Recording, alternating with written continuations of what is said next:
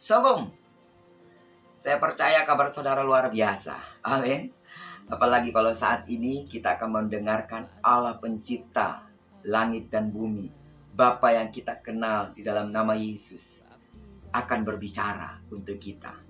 Dia akan mengajari kita, dan Dia akan mengungkapkan betapa Dia mencintai dan mengasihi kita melalui firman-Nya. Amin.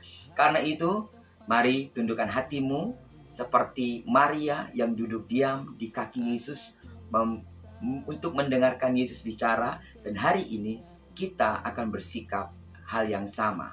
Amin. Biar Allah berbicara di tengah-tengah kita hari ini.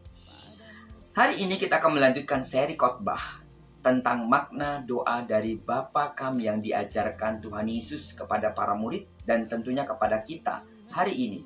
Sebuah doa yang memiliki pesan yang begitu dalam, kaya dengan makna yang tersirat, yang membuat kita akan semakin mengerti, semakin memahami Allah, semakin mengerti, semakin memahami pribadi Allah yang disampaikan oleh Yesus dengan begitu elegan di dalam doa Bapa kami yang diajarkannya. Dikuduskanlah namamu. Satu kalimat yang akan kita bedah sekali lagi hari ini, dan sekali lagi bukalah hatimu. Sebelum kita akan membedah kalimat ini, mari kita sama-sama mengucapkan doa ini sambil menundukkan hati dan kepala kita. Ucapkan doa yang diajarkan Yesus ini dengan penuh hikmah di hadapan Tuhan. Tundukkan kepalamu, mari kita sama-sama mengucapkan doa ini.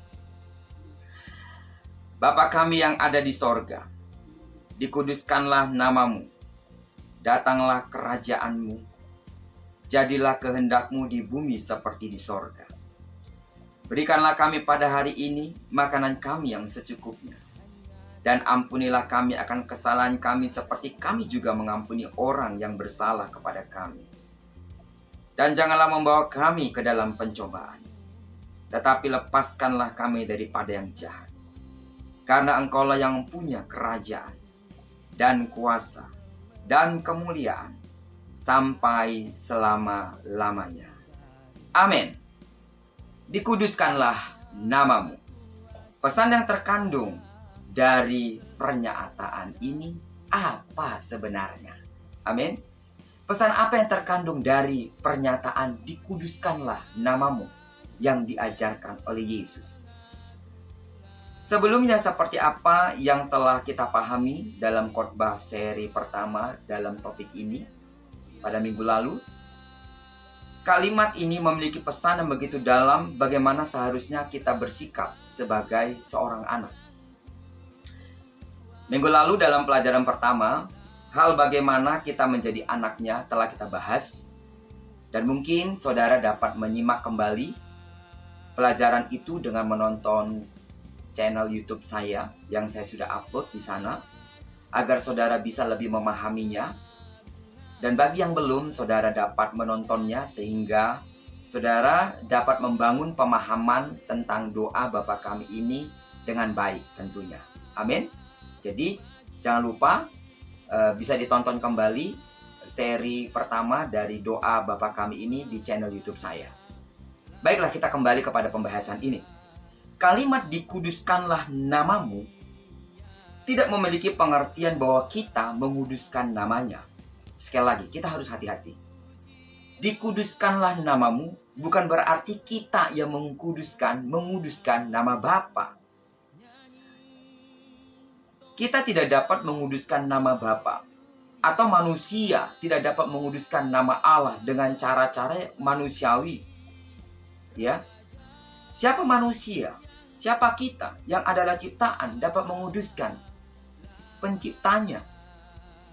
Siapa kita manusia yang penuh keterbatasan menguduskan yang tak terbatas, bukan? Siapa manusia yang berdosa menguduskan Allah yang tak berdosa?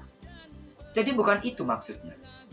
Kalimat itu bukan menyatakan Anda dan saya dapat menguduskan nama Allah. Saya mendapati ada dua pesan yang ingin disampaikan oleh Yesus lewat pernyataan dikuduskanlah namamu. Yang pertama adalah sebagai orang yang telah ditebus, sebagai orang yang telah diangkat menjadi anaknya yang telah kita bahas minggu lalu, serta telah melayakkan kita untuk berseru kepada Allah Sang Pencipta itu, ya Aba, ya Bapa. Kita harus tahu bahwa ya Aba, ya Bapa itu adalah Allah yang kudus.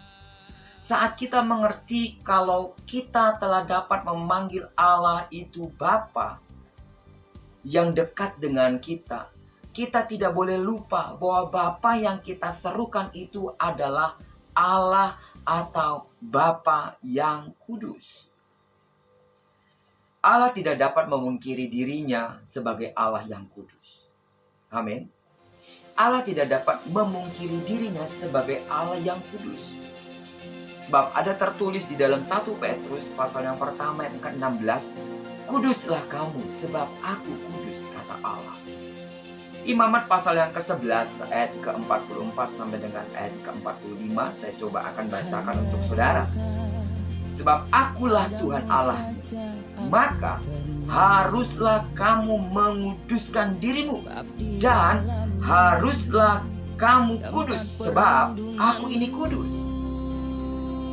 Sebab akulah Tuhan yang telah menuntun kamu keluar dari tanah Mesir supaya menjadi Allahmu.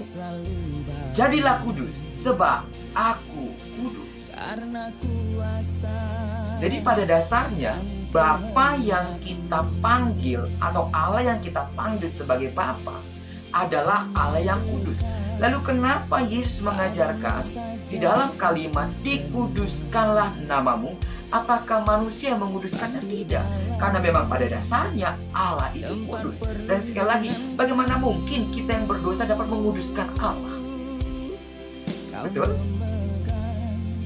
Kekudusan Allah adalah hal yang harus kita pahami. Kekudusan adalah hal yang mutlak bagi manusia.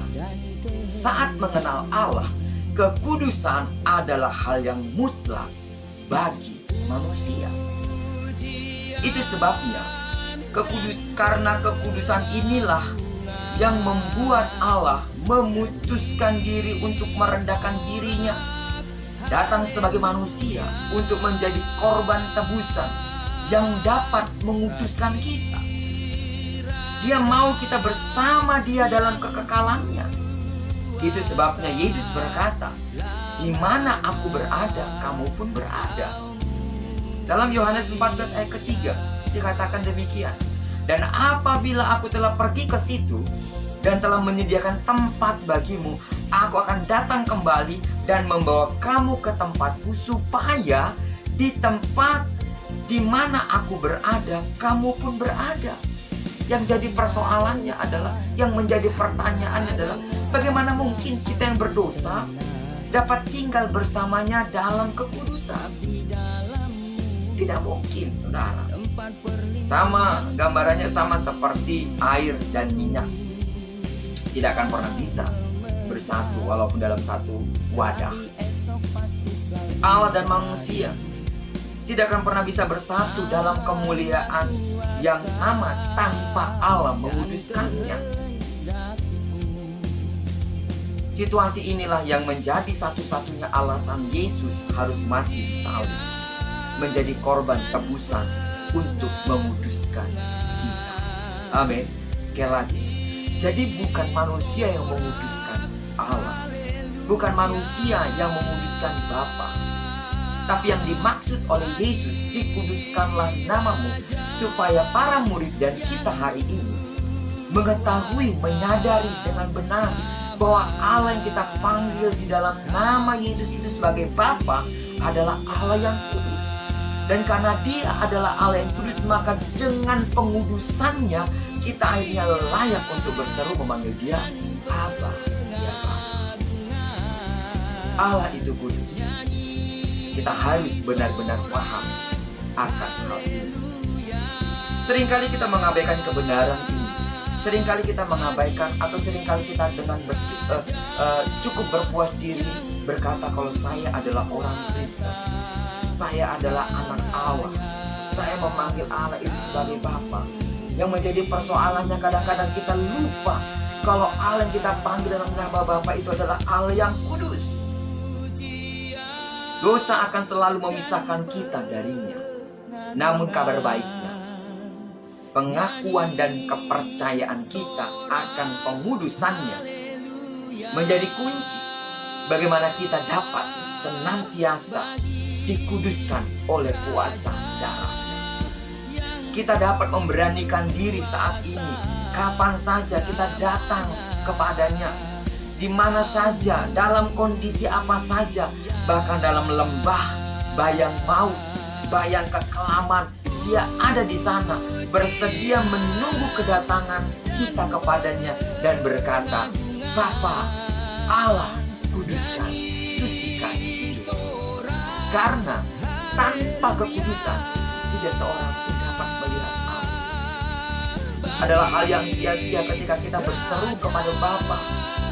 Adalah hal yang sia-sia ketika kita berdoa kepada Bapa tanpa kita menyadari Bapa itu adalah kudus. Dan harusnya kita harus belajar untuk hidup kudus dan berkenan. Pribadi Allah yang kudus inilah yang ingin disampaikan oleh Yesus dalam doa yang diajarkan. Supaya apa? Supaya jangan sampai kita menggenapi firman yang dikatakan oleh Yesus. Tidak semua orang berseru-seru kepadaku, Bapa, Bapa, aku sudah melakukan mujizat ini, aku sudah menyembuhkan, aku sudah melayani, aku sudah A, aku sudah B. Namun kita tidak menyadari kekudusan Allah dari dalam hidup kita. Sebelum kita memohonkan sesuatu dari Sang Kudus itu, kita harus tahu siapa kita di hadapannya dan siapa Allah bagi kita. Allah bagi kita tidak hanya sekedar Bapa, tapi Allah bagi kita adalah Allah yang Maha Kudus. Kita orang berdosa, tapi dengan kasih-Nya kita dikuduskan dengan kuasa darah-Nya. Amin. Firman Allah menyatakan itu.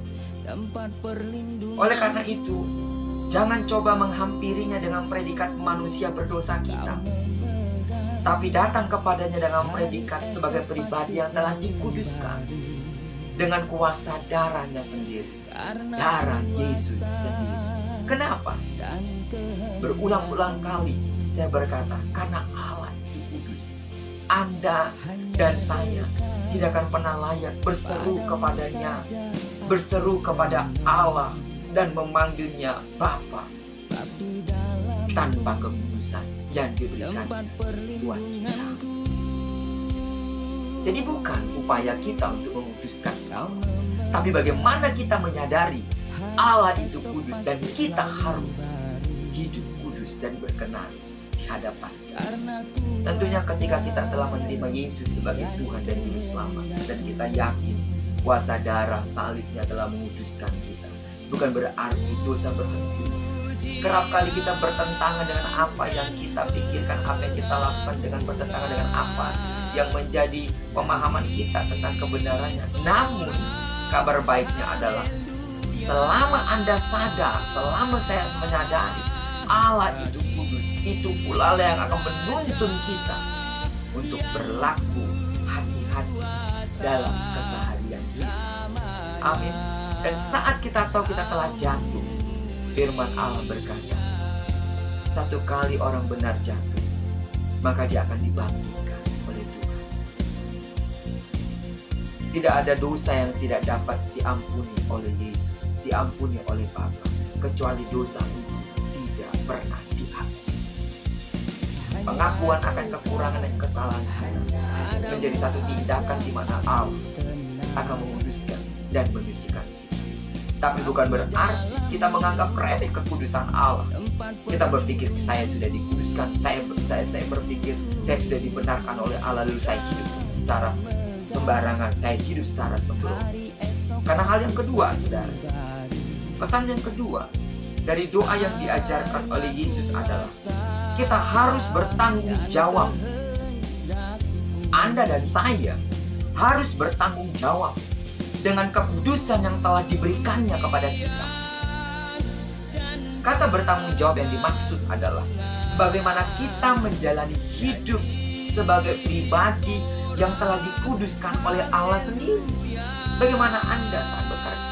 Bagaimana saya saat sebagai hamba Tuhan? Bagaimana Anda sebagai ibu rumah tangga?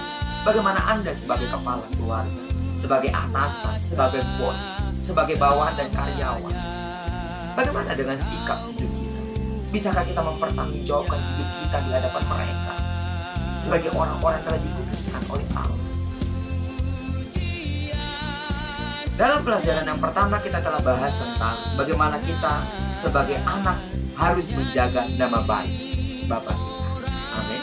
Saya percaya sepanjang minggu ini kita telah berupaya dengan pertolongan Tuhan tentunya menjaga nama baik Bapa di sorga, Bapa sorgawi.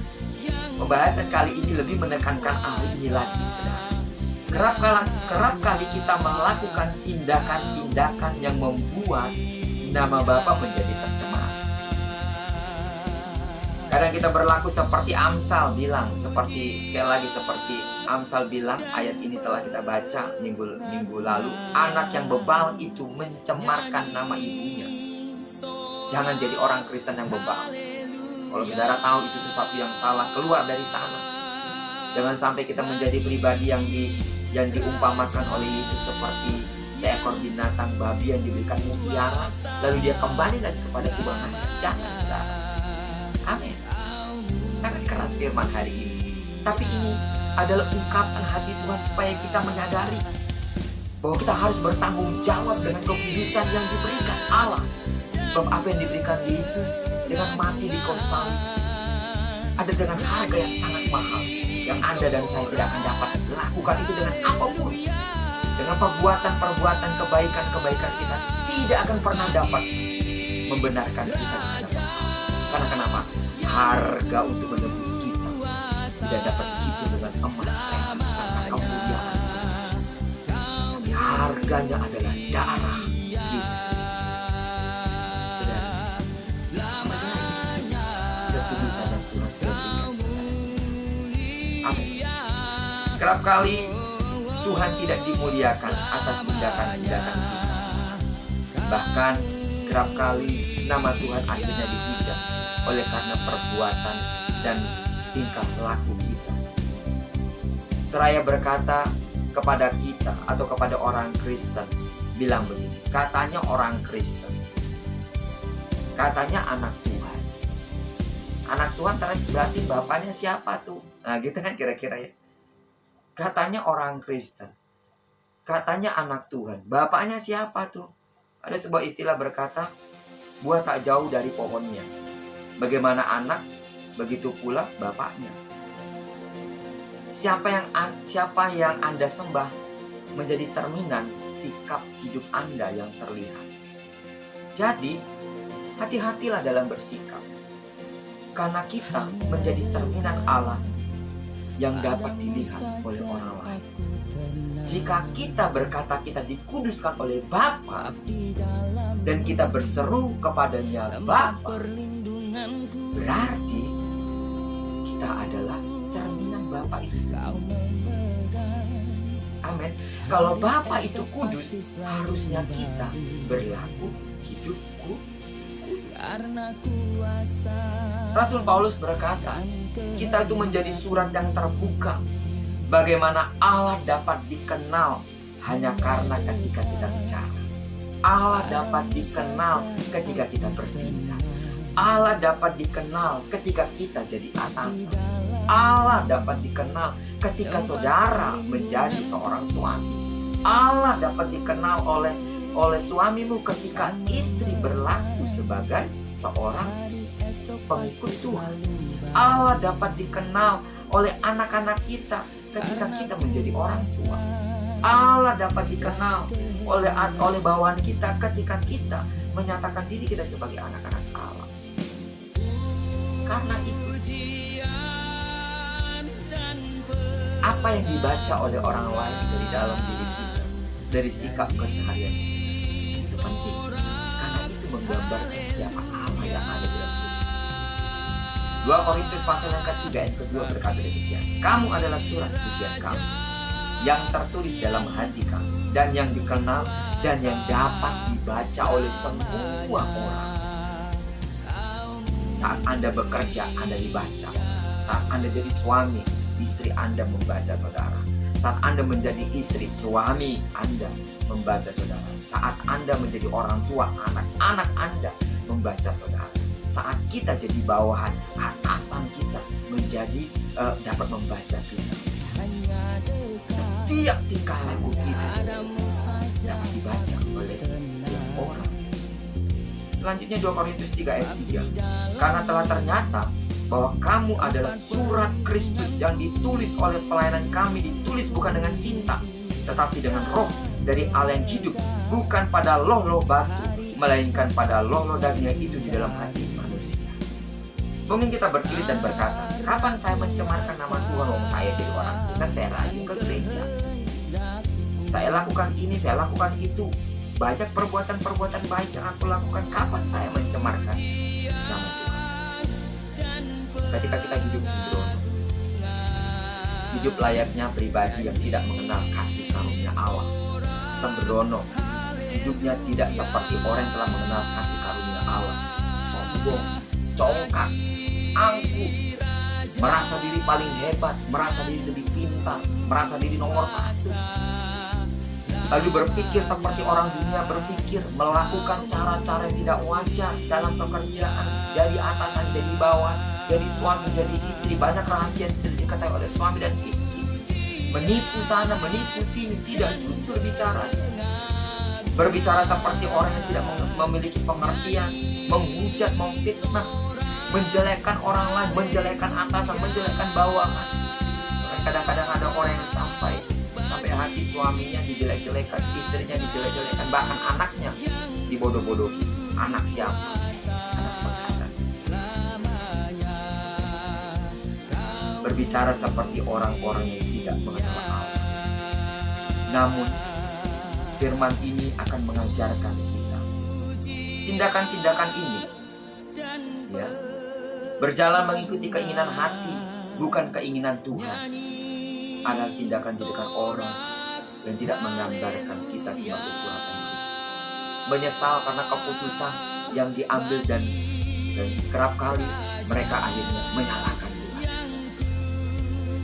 Tindakan-tindakan ini membuat orang sekitar dapat menyimpulkan bahwa kita tidak ubahnya manusia yang tidak lebih baik dari mereka. Jika kita sembrono, congkak, sombong, angkuh, tidak memperlakukan keluarga, tidak memperlakukan istri dengan baik, tidak menjadi atasan yang baik, tidak menjadi bawahan yang baik, tidak menjadi warga negara yang patuh kepada pemerintah. Jika kita melakukan hal itu, mereka akan berpikir kita sama. Matius pasal 5 ayat 20 berkata, kata Yesus, maka aku berkata kepadamu, jika hidup jika hidup keagamaanmu tidak lebih benar dari hidup keagamaan ahli-ahli Taurat dan orang-orang Farisi, sesungguhnya kamu tidak akan masuk ke dalam kerajaan surga. Jika kehidupan kita tidak lebih baik dari orang yang mengenal kasih karunia Allah, jika kehidupan kita tidak lebih baik dari orang-orang yang tidak mengenal kasih karunia Allah, adalah sesuatu yang tragis. Bahkan Yesus menggarisbawahi, kita nggak layak di hadapan. Karena itu, jadilah pribadi yang memperbaiki diri senantiasa, menjaga nama baik Bapa kita yang di sorga, menjaga nama baik Allah kita yang kudus, dimanapun kita berada. Amin. Pesan firman Tuhan yang luar biasa. Jadi kesimpulannya, dikuduskanlah namamu. Dalam pernyataan itu, hal yang pertama, Allah itu kudus, dan kita harus kudus dan menyadarinya senantiasa. Yang kedua, bertanggung jawab sebagai anak-anak Allah dengan menjaga kekudusan nama baik dari Bapa kita, kapanpun, dimanapun kita berada. Amin. Tuhan Yesus memberkati kita semua. Jangan lupa, minggu depan kita akan kembali dalam pelajaran yang ketiga. Bapa kami yang di surga, dikuduskanlah namamu, datanglah kerajaan. Apa yang dimaksud dengan datanglah kerajaanmu? Ikuti khotbah seri ini pada minggu depan. Namun sebelumnya, mari kita sama-sama menundukkan kepala kita. Kita berdoa.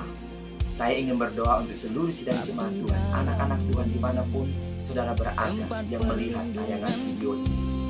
Mari jaga nama baik Bapa di sorga. Amin. Bertanggung jawablah sebagai anak-anak Allah. Mari kita sama-sama berdoa. Bapa, saat ini hamba berdoa untuk seluruh sidang jemaat Tuhan. Semua anak-anak Tuhan yang melihat tayangan video ini juga. Tuhan Yesus, kebenaran-Mu telah bicara kepada kami hari ini. Dikuduskanlah namamu yang memberikan pengertian kepada kami kalau Engkau adalah Allah yang Maha Kudus. Dan kami harus berlaku sebagai orang-orang yang telah dikuduskan oleh Bapa, bertanggung jawab sebagai anak-anak Bapa. Dimanapun kami berada dalam setiap keseharian kami, Tuhan tolong kami. Sebagai seorang suami, sebagai seorang istri, sebagai seorang pegawai, sebagai seorang pimpinan, sebagai seorang anak, sebagai seorang ibu mertua, Tuhan tolong kami menjadi cerminan Allah, sehingga mereka yang belum mengenal kasih karunia Allah akhirnya mengenal dan melihat kasih karunia Allah lewat hidup kami. Tidak mudah buat kami, namun aku berdoa, Tuhan, mampukanlah seluruh anak-anak-Mu, mampukanlah kami, Tuhan, untuk berlaku hidup benar dengan kekuatan dan pimpinan Roh Kudus. Sehingga sampai satu kali Engkau berkata, "Sabaslah, hai Engkau hambaku yang baik dan setia." Itu berlaku bagi kami, karena kami berlaku setia untuk menjaga kekudusan Bapa kami. Terima kasih Tuhan. Terpujilah nama Tuhan. Mari anak-anak Tuhan, arahkanlah mata iman dan angkatlah kedua tanganmu untuk membawa berkat dan daripada Tuhan. Kiranya Tuhan menghadapkan wajahnya kepadamu. Kiranya Tuhan menyinari engkau dengan kasih karunia, sehingga dibuatnya berhasil apa yang dikerjakan tangan kanan dan tangan kiri. Kemanapun kaki kanan, kaki kirimu melangkah, di sana kemuliaan Tuhan akan dinyatakan. Jika bersatu musuh datang menyerang engkau, tapi karena kekuatan Allah ada padamu, karena pembelaan Allah ada padamu, karena pemagaran Allah ada padamu, maka musuhmu akan lari daripadamu. Kiranya hikmat memenuhi hati dan pikiranmu, sehingga apa yang kau pikirkan, apa yang kau inginkan, sesuai dengan rancangan dan rencana Allah di dalam dirimu. Kiranya Roh Kudus terus memenuhi hatimu dan pikiranmu, sehingga engkau dapat bersuka cita dalam segala keadaan. Pulanglah dengan membawa berkat ini. Kiranya kasih karunia daripada Allah Bapa, persekutuan di dalam Yesus Kristus, serta penghiburan yang dikerjakan oleh Roh Kudus menyertai engkau mulai hari ini sampai Maranatha, Kristus Yesus datang kali kedua menjemput kita yang percaya. Sekali lagi, pulanglah dengan damai sejahtera. Sama-sama kita katakan amin, amin, amin, amin, amin. Shalom. Tuhan Yesus memberkati kita. Amin. Nyanyi sorak